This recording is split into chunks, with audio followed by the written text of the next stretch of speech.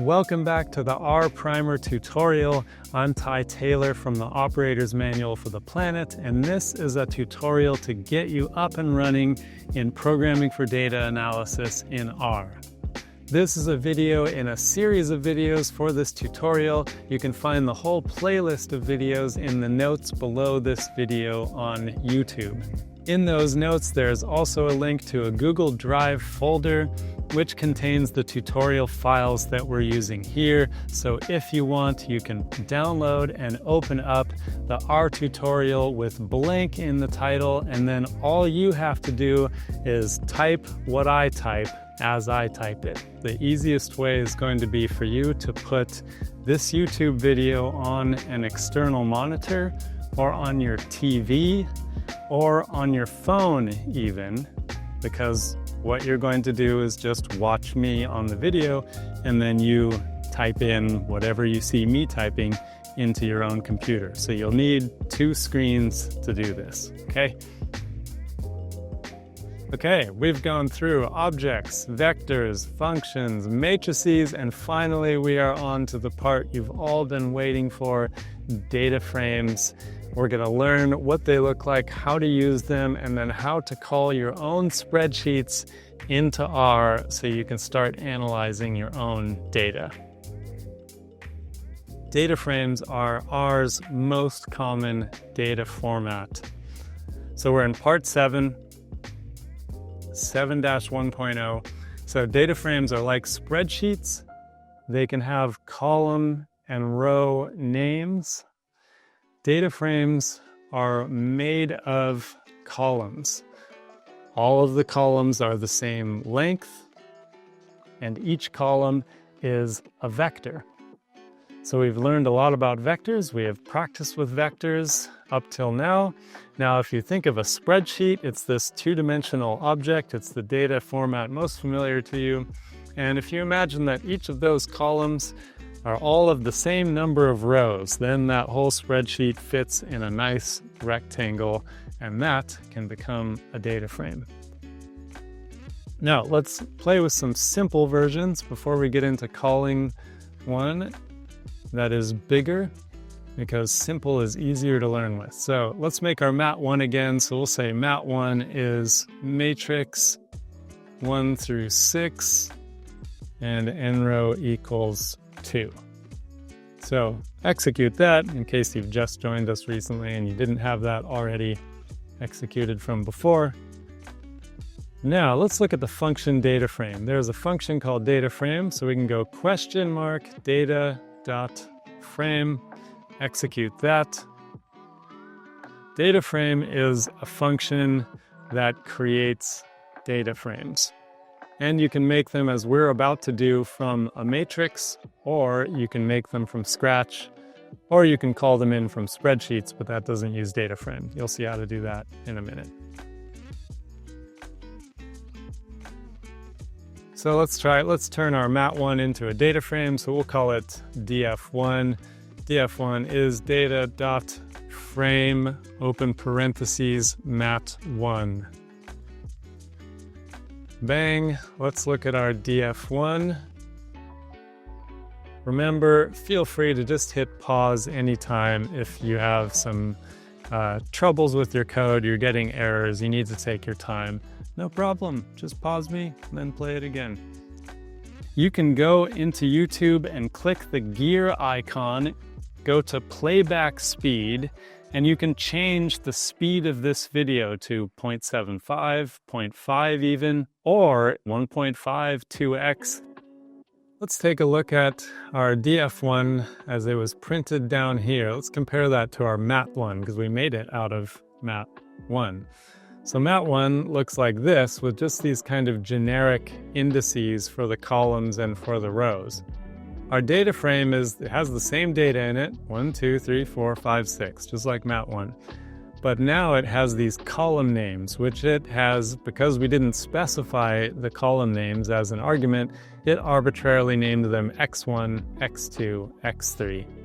And then we have row names, which in this case are numbers 1 and 2. Let's get some basic information from our data frames. We're in 7-1.2.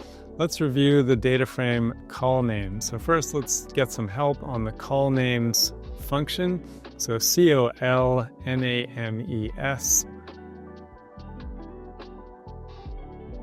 Call names just gives you the column names of a matrix-like object, or you can use the row names function.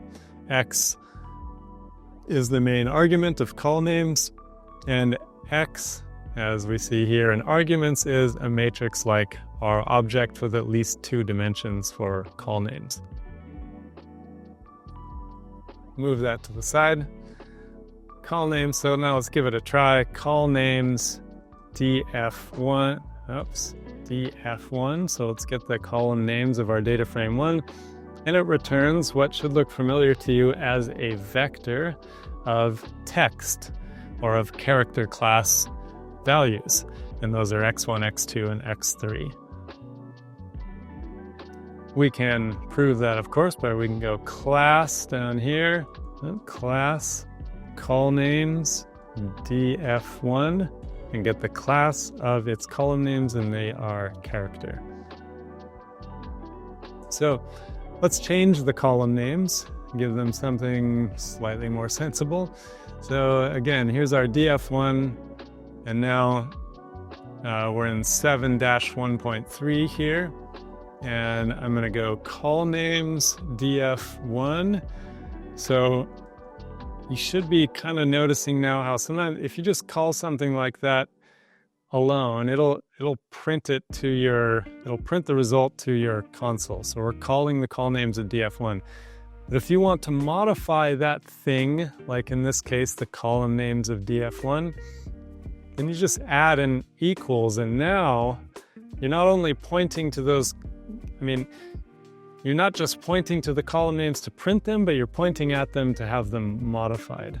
So call names df1 equals, let's make a new vector of column names, a character vector, and we'll call the column names 1, 2, and 3. So it's just a normal call to C with elements separated by commas, right? Execute that line with Command Enter, Control Enter. Now let's look at df1 again. And now its column names are 1, 2, and 3. You can name them anything you want. They just can't have spaces or some other weird special characters. Now let's try to change just the third column name by indexing the third element in the call names of df1. Got that? Call names are a vector. You can index in vectors. We want to index the third element, and we want to change it. So we'll start with call names df1. And now what do we want to access? The third element. So square brackets 3. And we can say equals. And what do we want to call it? Call dot 3. So notice how it showed you the code that was executed, but it didn't print anything because you didn't ask R to show you something. You asked it to change the value of something by using that equal sign. So that's what it did. So let's look at df1. And now we have columns 1, 2, and call dot 3.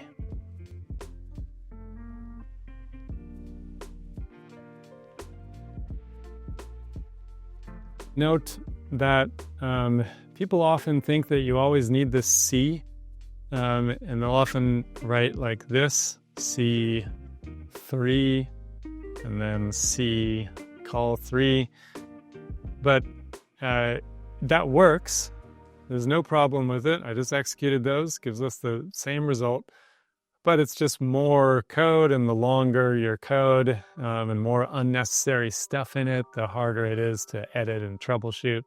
So if you have a single element, you don't need C. You only use C when you want to make multiple elements, specify multiple elements, like C3, 5, and then here we would have to say C, call 3, call 5, except that there aren't 5 columns, so this won't work in this case. Okay, so if it's only one element, just leave it alone. Don't put it in the C, and it can be much simpler and much easier to read. Let's make a data frame from scratch without starting with a matrix, and then I'm going to give you an example of why you might actually do that. I have a very practical example.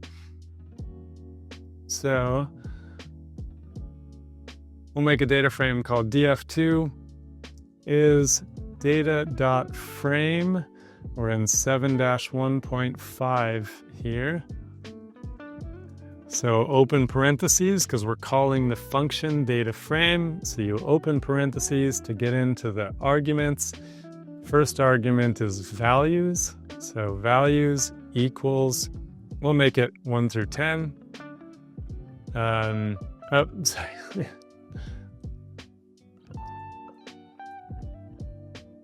So we open parentheses to start specifying the arguments of data frame. In this case, the arguments are flexible. I'm going to just start naming columns. So here we go. We'll start with values equals 1 through 10. Values is not the name of an argument in data frame. In this case, I'm creating a data frame from scratch, and I'm going to make a column called values. Okay, and for my second argument, I'm going to make a column called groups. We'll make that equal to C, and this is going to get a little bit long here. So you go inside of C, and we're going to make it repeat, capital A, out of your quote, 5. Okay, now you got to get careful with your commas here. So we're going to stay inside of C. You see how the other side of C is still highlighted? So we made one column with 10 values in it, and now this column has to have 10 values because all the columns have to be of the same length. So we've made one set of 5 values here. So in our C for our column called group, and now we're going to do rep B 5 times. And that's it. So we've got one column defined by this vector. See how that printed at the bottom, and that column will be called groups. And you've got one column defined by that vector, and that column will be called values. So let's execute this line. df2. Now when we visualize df2, we see we have this two-dimensional object called a data frame. It has 2 columns, values and groups. It has a bunch of row names, which are numbers 1 through 10. It's important to know, we'll get into this in the next tutorial, but these row names are not row numbers. If you subset this data frame, it'll keep those names, but they will no longer represent the right row numbers. Like you can chop out rows 5 and 6, and the row names will be 1, 2, 3, 4, 7, 8, 9, 10. But 7 wouldn't be the 7th row anymore. It would be the 5th. Okay. That's just an aside. Don't use these row names to index. They will get you in trouble. So we have this nice little simple data frame that we made from scratch. Now let's look at an example of why you might want to build a data frame from scratch. Because often when I'm teaching this in a class, people ask me, well, why would you want to make all these objects in R instead of actually working with, your own data? Really commonly is the answer. So here's an example of why you might want to make a data frame from scratch. We're going to call our iris data again, and we're going to make a fancy little data frame here. So it's going to be called reg. We're calling the data frame function. We're going to have 3 columns. One is species, then intercept, slope, and p. So we're going to get a statistical summary here. The species will be all of the unique species values in iris. So let's take a look at reg. We have a simple little data frame here. There's 3 species in iris, in the iris data set. And then we want to run a linear regression comparing two of the variables in that data set, and we want to pull out the intercept and slope and p-value for each of these species. So we're making from scratch this simple little data frame that can then house these results. And this is a really common kind of activity that you want to know how to do. Okay, so just execute this for loop. You haven't seen for loops yet. They look like this. You'll learn about them in much later tutorials if you sign up for my online course by emailing me at earth.operations.r@gmail.com. You can learn all about for loops and super fast iteration methods, much faster than for loops and more compact, and custom functions and plotting and everything. So send me an email. All right. If you just click on this line where the for loop starts or anywhere on that line, then it will execute that whole for loop. Let's take a look at reg. That loop just ran linear regression, so I'll walk you through. We created a subset of the iris data set where the iris species was equal to the I if species in reg. So I takes on the value 1 all the way through the number of rows in regs. The if species is setosa, and then it becomes versicolor, and then it becomes virginiaca.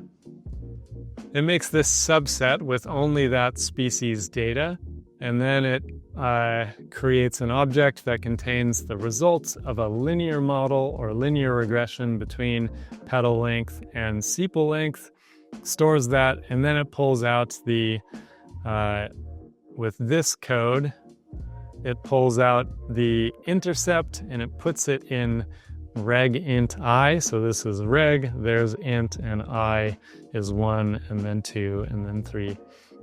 And it pulls out the slope, does the same thing, and the p-value, and it does the same thing. So we created a data frame from scratch, we did some fancy stuff, and deposited nice results into that data frame. You can get endlessly creative with this kind of formula.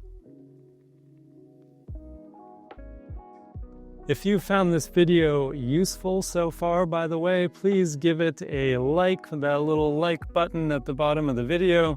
Subscribe to the channel for more like this and for some cool scientific adventures. I do work in the Brazilian Amazon there. And if you'd like to be the first to know about new tutorial videos dropped on YouTube, or you'd be interested in an online course where I can take you all the way from the most basics of R up to advanced custom functions and iterations, then send me an email at earth.operations.r@gmail.com.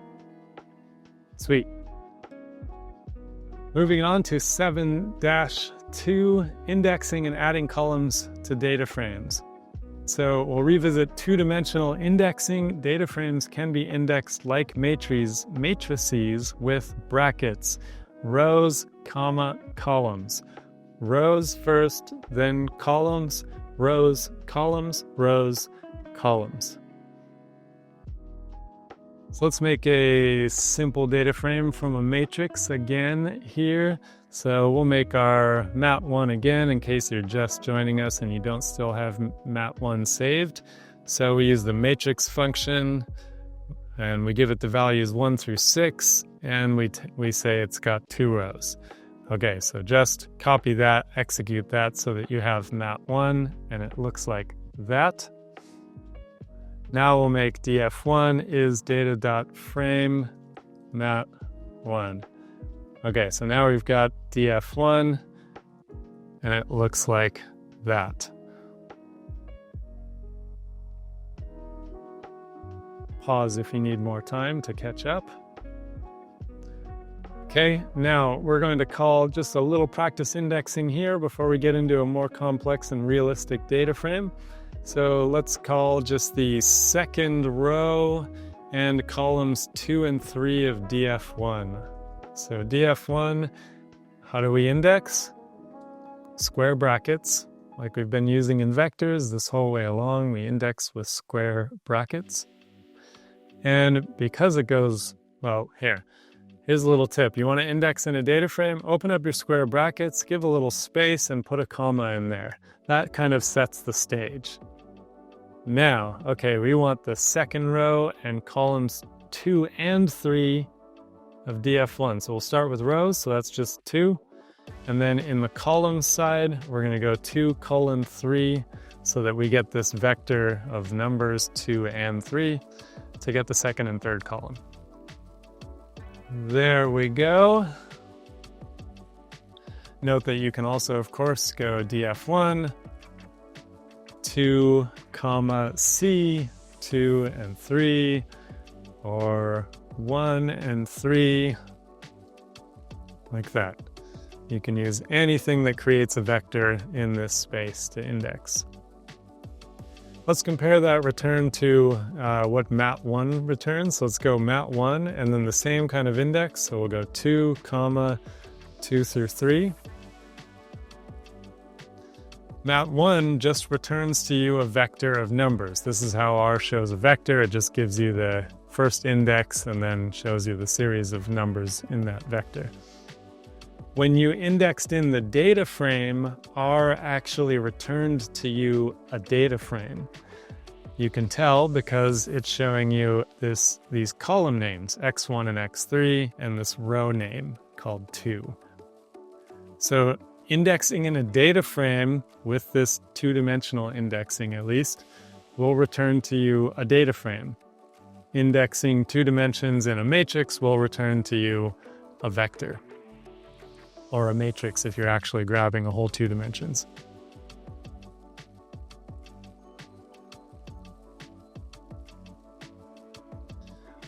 To prove that, let's just check the class of the 2 objects that were returned. So let's go class, open parentheses, and we'll again type df1. This is good muscle memory practice.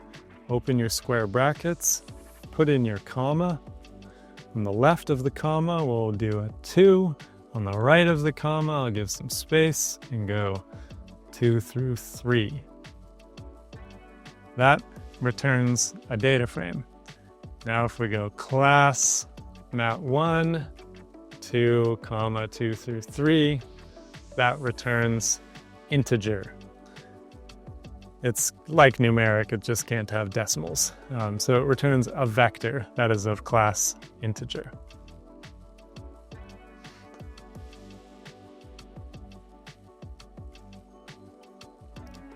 Okay, next kind of indexing. We've been using square brackets this whole time. There's a special way that you can index in data frames, which is with the $sign. So now let's mix it up and start using a different data set that's available within R. So we'll call data mtcars. And let's just take a look at mtcars. We'll ask R to print us just the whole data frame because it's not that big. mtcars. Here is the mtcars data frame. It's got all these things like miles per gallon, cylinders, and blah, blah, blah. And note that the mtcars uses row names for the model of the car. So that's something you can do with data frames. I don't recommend it. I never do that because I think it's better to have ID variables in columns because you often just want to index like multiple columns together, like, the columns containing Mazda and with, only 6 cylinders. But when you're indexing multiple columns together, you don't want to like change the, way that you're indexing to call row names in some cases and then other variables in others. Just make all your ID variables in columns. It'll be easier. Anyways, we'll deal with it for now. So let's call the column named MPG from mtcars. So we'll call mtcars.